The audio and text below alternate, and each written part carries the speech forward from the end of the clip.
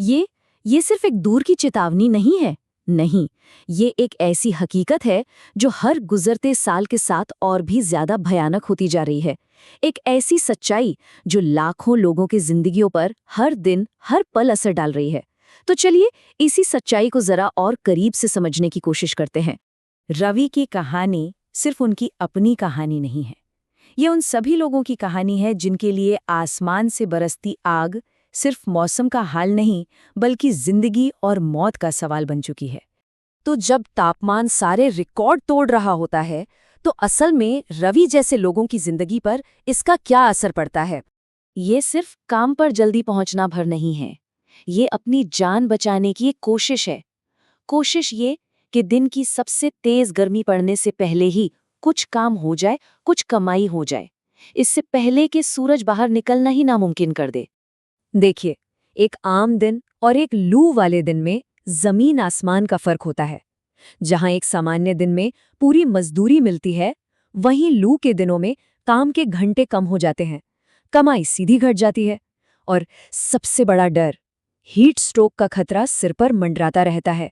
और रातें रातें भी कोई राहत लेकर नहीं आती। तो सवाल ये उठता है कि आखिर ये जानलेवा गर्मी इतनी ज्यादा बढ़ क्यों रही है? इसके पीछे की साइंस क्या है? अगर सीधे और आसान शब्दों में कहें तो ये सिर्फ गर्मी नहीं है, यह है एक्सट्रीम गर्मी, एक असामान्य गर्मी जिसके लिए ना हमारा शरीर बना है और ना ही हमारा सिस्टम।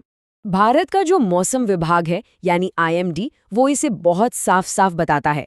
मतलब जब टेम्परेचर इन लेवल्स को पार कर जाता है ना, तो इसे ऑफिशियली एक नेचुरल डिजास्टर, एक प्राकृतिक आपदा माना जाता है। और जैसा कि हम सब देख ही रहे हैं, ये आपदा अब पहले से कई ज्यादा बार आ रही है। और यही सबसे जरूरी सवाल है, क्या ये सिर्फ एक खराब साल है या फिर ये किसी बहुत बड़े और खतरनाक बदलाव का संकेत है? एक्सपर्ट्स इसके 3 बड़े कारण बताते हैं।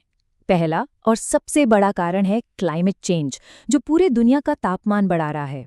दूसरा है अर्बन हीट आइलैंड इफेक्ट।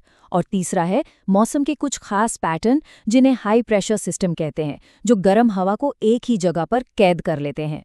ये जो अर्बन हीट आइलैंड इफेक्ट है ना, इसे समझना बहुत ज़रूरी है। हमारे शहर अपनी ऊंची ऊंची इमारतों, डामर की सड़कों और पेड़ों की कमी की वजह से गर्मी को सोखकर उसे अपने अंदर फंसा लेते हैं। दिन में सोखी गई गर्मी रात में भी निकलती रहती है, जिससे शहरों को ठंडा होने का मौका ही नहीं मिल पाता। और इसका असर वो तो एकदम चौंकाने वाला है।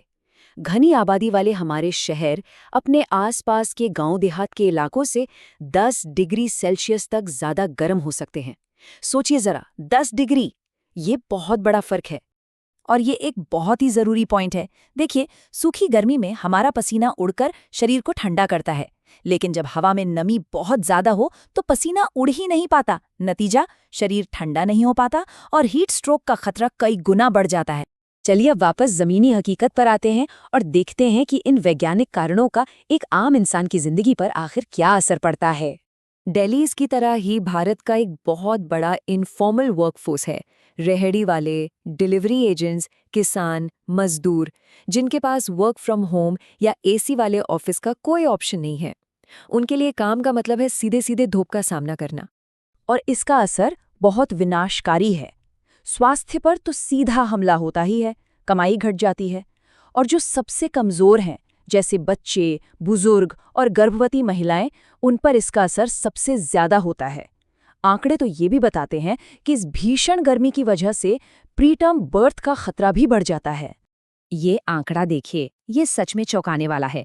एक स्टडी के मुताबिक दिल्ली में लू के दिनों में इनफॉर्मल वर्कर्स की कमाई में 40% तक की गिरावट आ जाती है। तो ये सिर्फ एक नंबर नहीं है, ये एक भयानक मजबूरी है। ये रवि जैसे लाखों लोगों के लिए हर दिन का संघर्ष है, जहां उन्हें अपनी सेहत और अपने परिवार की ज़रूरतों के बीच एक नामुमकिन सा चुनाव करना पड़ता है। लेकिन ये समस्या सिर्फ दिल्ली या कुछ मजदूरों तक ही सीमित नहीं है। नहीं, ये एक राष्ट्रीय संकट बन चुका है, जो धीरे धीरे पूरे देश को अपनी गिरफ्त में ले रहा है। राजस्थान के चूरू से लेकर महाराष्ट्र के वर्धा तक, जरा इन आंकड़ों को देखिए कि कैसे तापमान के सारे रिकॉर्ड टूट रहे हैं। ये नक्शा साफ दिखाता है कि देश का कोई भी कोना इस भीषण गर्मी से अछूता नहीं है। पूरा देश जैसे एक भट्टी की तरह तप रहा है। और जाहिर है जब गर्मी बढ़ती है तो लाखों एसी और कूलर एक साथ चलने लगते हैं। इससे हमारे पावर ग्रिड पर जबरदस्त दबाव पड़ता है और नतीजा बिजली कटौती, वो भी ठीक उस वक्त जब लोगों को इसकी सबसे ज्यादा जरूरत होती है। और ये शायद सबसे चिंताजनक बात है, वो इलाके जहाँ पहले कभी कभार लू चलती थी वो अब परमानेंट हॉटस्पॉट बनते जा रहे हैं और ये दायरा बहुत तेजी से फैल रहा है, जैसा कि इस मैप पर भी देखा जा सकता है। ये सब कुछ हमें एक बहुत ही गंभीर भविष्य की तरफ इशारा कर रहा है, एक ऐसी चेतावनी जिसे हम और ज्यादा नजरअंदाज नहीं कर सकते।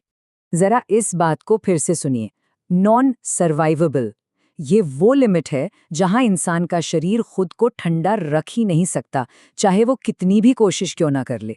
और रिसर्च ये कहती है कि ये सीमा भारत में पहले ही पार हो चुकी है।